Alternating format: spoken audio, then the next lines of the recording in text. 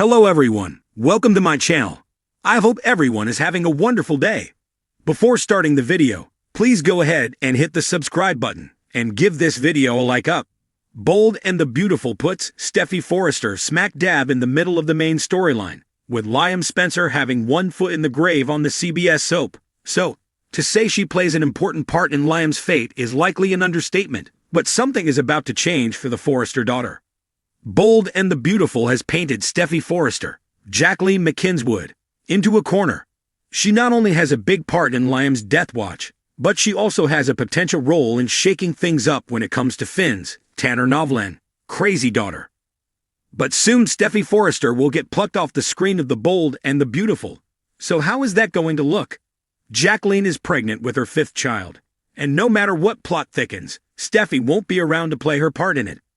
So, how is the soap about to explain the disappearance of Steffy Forrester, especially in the middle of Liam supposedly checking out? In the past, when Steffy took time off from Bold and the Beautiful, she usually headed overseas. Sometimes she works from the FC branch in Paris, and other times she hangs out, getting over some pain or trauma in her life. While Bold and the Beautiful certainly has enough fuel to spark a fire that Steffy would need to flee, she couldn't possibly leave Liam on his deathbed. So maybe this time Steffy takes flight with Liam Spencer, but not for anything romantic. Instead, maybe that miracle that fans still think will happen pops up.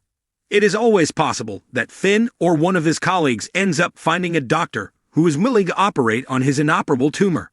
And with Finn's blessing, Steffy Forrester could go along as Liam's support person. It is likely Steffy would be Liam's first choice for a person to accompany him if a cure is half a world away. And since Finn has been the understanding husband through all of this, he could encourage Steffy to go be there for Liam. Bold and the Beautiful could brew up a storm anytime now for Steffy with Luna Nozoa, Lisa Yamada, hovering around Finn. Plus, Luna made it clear a few times when talking to her lunatic grandmother, Sheila Carter, Kimberlyn Brown, that Steffy Forrester is in her way. So it would take no time for the wicked grandmother and granddaughter to whip up a plan to fix Steffy so she could flee for her safety. Or Finn can't make up his mind at one point whether he can let Luna go after if his murderous daughter hounds him enough. Then Steffy might take off to Paris to clear her head on Bold and Beautiful. But the biggest problem with this is, Steffy wouldn't leave while Liam is dying. So this might mean Liam dies, and Steffy's time off the screen may be explained by her going across the ocean to give both her and her daughter, Kelly Spencer, Sophia Paris McKinley, time to heal from their horrific loss. Then again, maybe that miracle fix for Liam comes soon, and the trip could be about Steffy Forrester getting away from some awful stuff going on with Luna and Sheila. This is Bold and the Beautiful, so anything can happen. With Jacqueline announcing she was 7 months pregnant back in March, it stands to reason, and math, that she's about to give birth anytime now. Since she is out on maternity leave waiting for the birth, the CBS soap has likely already filmed the event that causes Steffy's departure from the screen. Some reports indicate that Bold and the Beautiful scripted an event to explain her departure, one that fans aren't expecting. But they don't go into detail, so all we can do until then is wonder if Steffy leaves in anger, fear, sadness, or as a companion to a dying ex who makes a last-ditch effort to save his life with a miracle cure overseas on this CBS soap. The Forrester estate glowed beneath the twilight, its walls whispering secrets too long buried. Behind the shimmer of designer fabrics and million-dollar smiles, the perfect facade had cracked. Again. Steffy Forrester stood in the grand foyer, her breath short, chest heaving. Her hands trembled, one still clutching her phone. Liam's voice echoed in her mind, not from the call he just ended in cowardice, but from countless arguments and confessions past. I never meant to hurt you. He always said that. Always. The world around her blurred. The chandelier overhead swam in her vision. Her stilettos clicked on marble as she backed away, each step an effort to escape not the room, but the weight crushing her chest. An hour earlier, she had walked into the cliff house thinking she'd find peace. The ocean was calm. Her children were with Amelia, and Finn had promised he'd be home early. But the stillness of the place unsettled her. Steffy's eyes had narrowed the moment she opened the door and saw her rival standing there, face set with an earnestness that already felt like betrayal. She said it all. Every lie, every truth disguised as compassion. The trip to Rome. The night she didn't come home. Liam's pain. Liam's indecision. Liam's kiss. He told me he'd love me, Steffy. Hope said. He said he always would. I'm not here to fight. I thought you deserved honesty. Steffy didn't remember slamming the door, but she remembered the scream that rose from her chest the moment Hope was gone. A sound so raw, she startled herself. Now she was in her car, engine roaring as she peeled away from the estate, tires shrieking down Mulholland Drive. The city lights glittered below like 1,000 lies. Was it anger? That white-hot flash in her veins, the way her hands gripped the steering wheel like it was Liam's throat. Was it the memory of Hope's smug eyes pretending to be remorseful? The rage of being played again. There was fear too, the kind that lives in your bones, in your breath.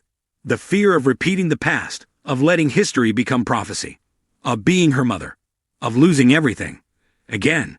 She had fought so hard to break the cycle.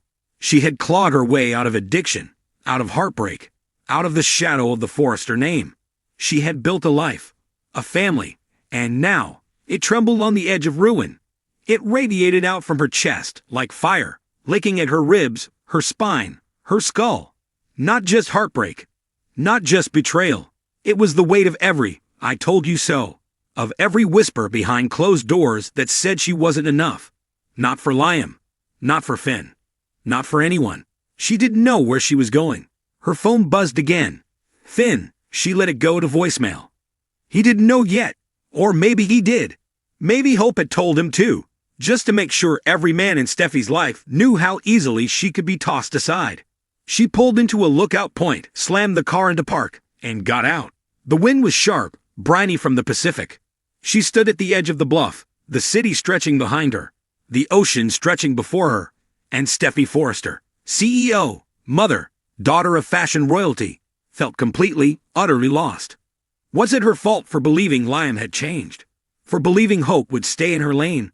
For thinking she could ever be the exception in a family born from betrayal? She dropped to the ground, knees scraping gravel, arms wrapped around herself like she might fall apart completely if she let go.